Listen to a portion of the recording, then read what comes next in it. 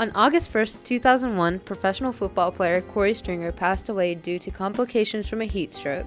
This tragic loss was preventable and impacted how coaches and athletes approach hydration at all levels of sports.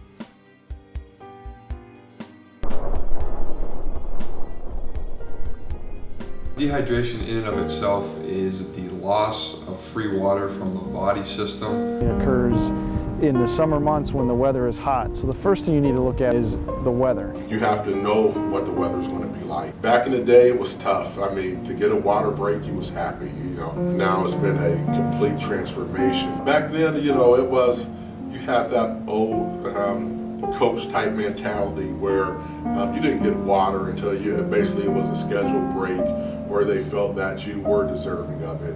Water was portrayed as a weakness, so if somebody needed a water break every hour on a hot day, they were, weak or, somehow inferior. We've gone away from that completely.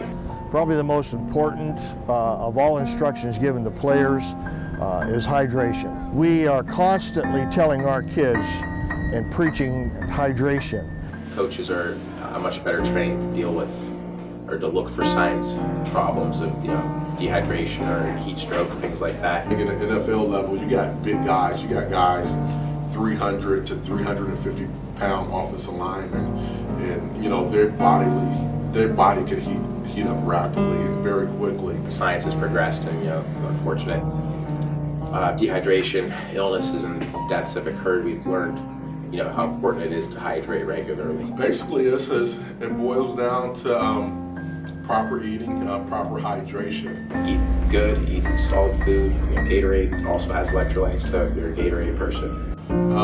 Like the saying, if you're drinking water when you're thirsty, it's already too late. So you got to start preparing days before. That's why there's standards now, which are regulated in athletic activities, especially high school football and things that take place during the hottest months of the year, where water has to be given at a certain interval. And do some research. Look at what's best for your body. Do I need to eat more vegetables? Can I be drinking coffee and just tons of coffee before I go out and play or practice? Those aren't probably the best things to do. So, get the water in you. Water is always good. And, you need to take frequent breaks. Let your coach know, hey, I'm thirsty, or, I'm not feeling well.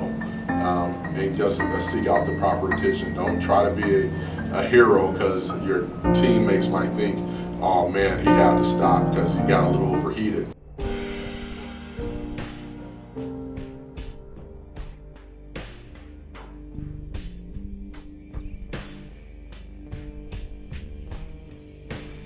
It was a crying shame to have that happen to him. The medical staff looks back on it, they're probably something that they could have caught.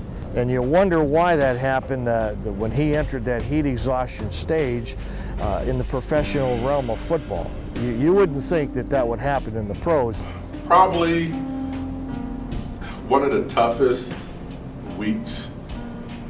couple weeks of my life. What was not known was that he was actually in real mortal peril. Korey ended up getting so sick that he had to be taken to the hospital.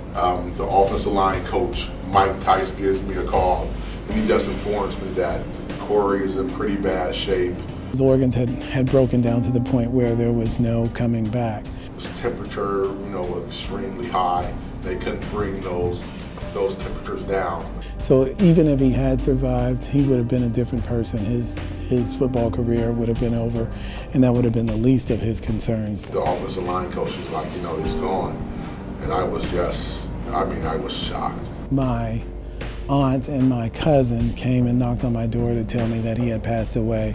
It was tough. To do something, to basically die doing something you love, I think it's terrible. I think everybody became a lot more conscientious about hydration safety. I don't think it only changed the NFL, it changed college sports, little league sports. You think about those things, so it makes you put into perspective the good things and the bad things that you have in your life, and pretty much never take anyone for granted. Your family has this loss, this sacrifice, and you want it to be for something.